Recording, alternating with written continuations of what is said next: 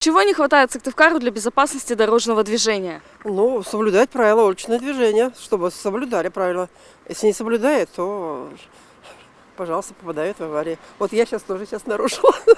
Чтобы правила соблюдали водители и пешеходы тоже. Правила движения соблюдать надо, самое главное. Скоростной режим, обучение должно быть соответствующее на должном уровне.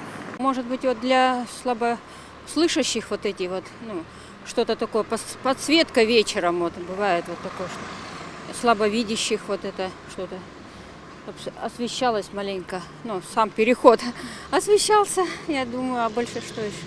Светофоров не хватает. Наверное, водителей нормальных не хватает, которые соблюдают правила движения. Не знаю, вроде все хватает. Наверное, внимание самих пешеходов и пассажиров, вернее водителей. Больше лежачих полицейских может быть. Ну и чтобы водители сами были более внимательными и больше обращали на пешеходов внимание. И пешеходы сами были более осторожными. Надо светофоров побольше, потому что очень в некоторых местах невозможно перейти. Поэтому и машины-то тормозят очень поздно и страшно идти, где нет светофоров. Всего, наверное. Всего не хватает. Не знаю. У нас светофоры не держат лихачей в лесозаводе. На зебре могут, чуть не давят. А так я даже не знаю. Ну, наверное, в первую очередь не хватает дисциплины самих водителей. Это самое главное, мне кажется. Водителей с головами, которые не покупают права, а которые реально отучились и сдали. Вообще-то беда у нас в городе узкие улицы. Расширение улиц надо. Культура вождения. Светофоров, наверное. Хочется их побольше.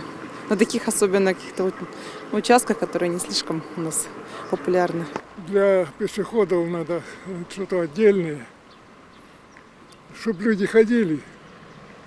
Вот это считаю, что не хватает у нас. Все загружено автомобилями. Дальше, значит, во дворах проходить уже даже нельзя. Надо какие-то меры надо принимать. Мамы с колясками, им негде прогуляться с ребенком. Все забито.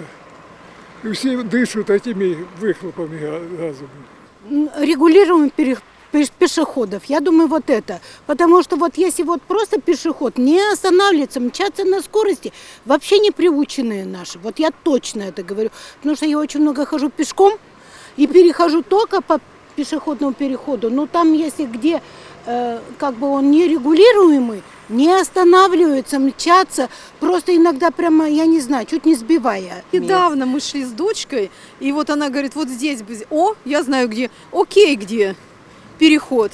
Вы знаете, там ужас, мы тут раз вечером шли, очень же темно. И только вот эти фары машин, слушай, страсть Господня, вообще ужас, правда?